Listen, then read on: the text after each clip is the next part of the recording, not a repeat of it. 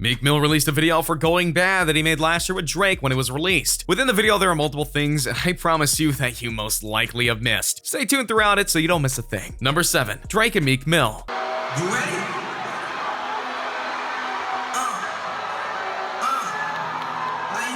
It'd be foolish to start off this breakdown without talking about the somewhat surprising team-up between Meek Mill and Drake. After all, these two had a very bitter battle going on for years. So how did it all start? Drake is a big supporter of the whole no ghostwriting in rap movement. He believes that it's a violation and blemishes on those who work hard to make their own lyrics, or at the very least, credit those who help make them the songs which make them famous. So when Drake thought Meek Mill had a ghostwriter, he went right at him with the accusations and much more. But Meek Mill didn't appreciate it at all, so he fired back with evidence saying that Drake was the one with a ghostwriter, and it only grew from there. And yeah, I mean that literally, because these two threw some serious shade on each other for some time, including making a bunch of whole diss tracks that were aimed right at each other, and they were even getting sponsors because their feud was getting so heated. Or a learning experience. I consider it as a win, and I'm still standing. It's only a loss when it's over with. Which begs the question, how the heck did they get back to the point of where they were working with one another? Yeah, it's simple. They did what humans do, cool off and work it out. Here's what Meek Mill had to say about this. Me and Drake already had our contract for the last year or something, and we were just waiting for the right moment. Does everything feel natural and real? In Boston, we came out in Boston. Then we came out in Philly, and I'm like, all right, let's drop something. And I'm the next one out with an album. If he had an album coming out, I probably would have been on that. All right, this is the album, so let's do it. Yeah, so we made it work. And they did it. And this should actually be seen as something that we should be praising for, because all too often we find rap beefs that are both terrifying to behold and, of course, don't get resolved right away. This proves that not only they can be resolved right away, but they can end and have good progress going forward. We'll just have to wait and see if anyone can learn from Meek Mill and Drake's example. Number 6. Wheezy. There's something I did, yo, I love you, brother.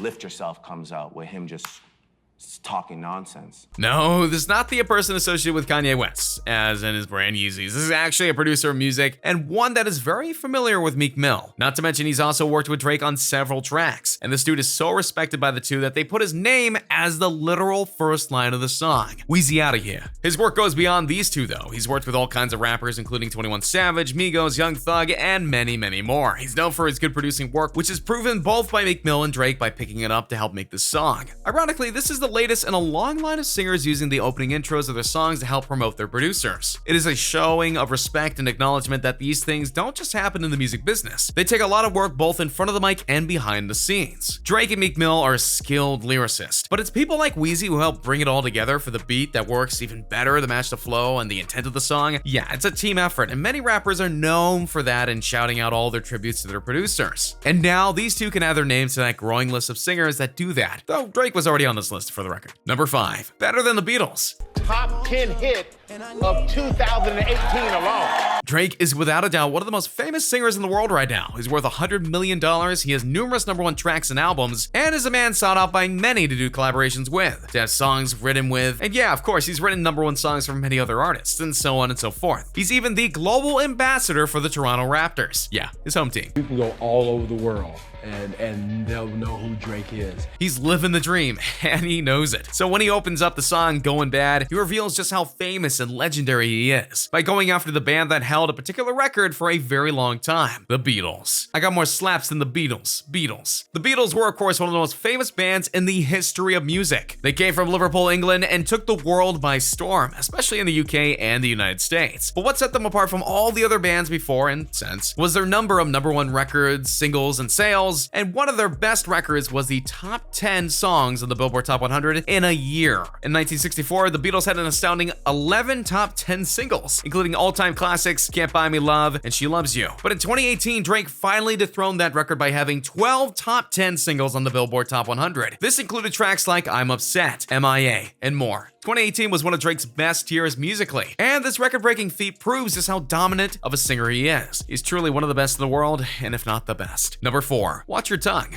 That you produced that's talking about writing? As Drake continues on with his verse, he goes from praising himself to making a clear warning to all of those who dare to come after him. Play with my name, that shit is lethal. Dog, who you say you was? Don Corleone. Drake can be a very kind man, as proven by the fact that he's reconnected with Meek Mill after their fallout, way after. And what he did with God's plan and all that, yeah, he's a great guy. He is an all-great philanthropist and works hard to help his hometown of Toronto. However, he makes it very clear that if you come after him in any way, you will regret it. He does not tolerate disrespect in any form or any fashion. Again, see the feud with Meek Mill, but to others too, of course. His name means something to him, what he does means something to him, his music means everything to him, takes it all very seriously. So if you dare to come after him, you better make sure you've come loaded with all the facts and proof to say what Drake has done. Because if there's a single flaw in your argument, he'll point it out, exploit it, and do a diss track about it, and make you wish you never said what you did. Really sent me to a place where, I just believed then and believe now that there's just a price that you have to pay for that. Listen here, be careful what you do when Drake is concerned. Number 3, Reppin His Home.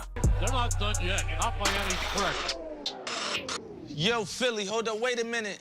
Y'all thought we was finished? Drake and Meek Mill both have an appreciation for places they were raised in, for Drake loves his hometown of Toronto with all that he has, and Meek Mill has a great fondness for Philadelphia, which he proves in the song by singing out, "Every time I'm in my trap, I move like Rambo, extended. Ain't a neighborhood in Philly that I can't go." That's a Fendi. He's saying that he's welcome to every part of Philly, and that's probably due to his fame and him being raised there, and the people of Philly have a great fondness for their brothers and sisters who grew up in that legendary city. As for Rambo, he's obviously referring to the legendary character played by none other than Sylvester Stallone across a large scene of movies, and another stated to be coming soon. And there, the irony is that Stallone and the other famous role, that is Rocky Balboa, the legendary boxer from Philly in the Rocky movies. And so, Meek Mill has actually helped make songs for the spin-off series Creed, and has often said that he loves the Rocky films. And so this is paying it all forward to the things that he loves. And also, no one catches John Rambo. So trying to put Meek Mill in a trap is actually a bad idea. Number 2, lifestyles of the rich and famous.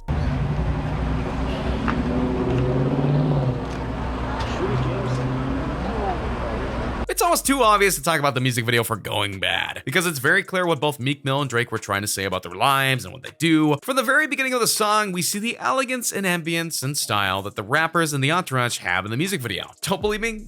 Just watch it. Look at how every single person is dressed. They have a perfectly fitted suit, and one that would cost you thousands of dollars, and for Drake and Meek Mill, possibly tens and thousands. Then there's the cars and the ones they drive as they sing the lyrics and play their game of chicken. And of course, those are at least $200,000, if not many times more. And they know that they can crash them because they'll get new ones when they're done. Or how about the betting games that are all being played during the video? They're betting watches that are well over $100,000. And yeah, Drake sings about one of them in his verse. And betting many big stacks of cash for something that honestly doesn't even affect them if they lose. The big takeaway here is money. The money they have. The money that they've earned. The money that they know is worth everything, and they can still blow it because they have plenty of both the burn, figuratively and literally. Drake, as mentioned before, is worth over $100 million. And even though Meek Mill is only worth $14 million, that's still an incredible amount of money. And he's likely to be even making more in 2019. And this all goes to show that they have the money to do exactly what they want. For they're willing to prove it all in all the ways that matter to them, which is exactly what the video shows. Number 1, it ain't lonely at the top. History where I actually am who I thought I was for a second, so I like that. That's really nice. There's a very old expression that it's lonely at the top of the mountain, meaning that after you worked so hard to get there to where you are in life, it sometimes means that you don't have the friends and support that you once had while you're working your way up to the ladder. For Drake and Meek Mill, though, that doesn't exactly apply. Drake feels this way because he sings, "Trust me, the top isn't lonely, strapped. Everybody acting like they know me, dog." Now, he's not exactly knocking the expression, but rather there are obviously some exceptions to the rule. You don't have to sacrifice your friends and such in order to get to the top. Drake most certainly didn't do that. In fact, he's one of the most popular guys in the world right now because of how he treats his peers and his fans outside of the ones that disrespect him, of course. And as for that second line, he's noting that just about everyone wants to claim how they know him and how they can hang out with him, go to parties with him, and even get hangouts with him. It's just one of the ironies of fame and fortune. And while you earn it, not as many people around you take notice. But when you get it, everybody notices. Meek Mill's the same way in some cases. People try to get close to him, or women hearing that he's rich and trying to warm up to him to see if they can get something in return. Yeah, it's a vicious cycle, and one that they've had both and had to adapt to. But they know what's coming, and they're willing to go bad in order to handle their businesses and move on. Because while it may not be lonely at the top, that doesn't mean they want to be overcrowned either. So what do you guys think of this breakdown of Going Bad by Meek Mill featuring Drake? Do you think that they made the most of the lyrics and the music video? Also, what do you think was your favorite part of the set? Let me know in the comments down below. Be sure to subscribe, and I'll see you next time on King Trending. Hey, just a reminder that we're changing up the giveaways. From now on, we're offering the Galaxy Note 9, the one that comes with the exclusive Fortnite skin, the new iPhone X Max, which we'll pre-order for you, and the new Apple Watch Series 4, which we'll also pre-order for you. The winner gets to decide between these three. Make sure to subscribe, turn on notifications, drop a like, and comment the hidden message in the video for a chance to win. You got nothing to lose. Go for it.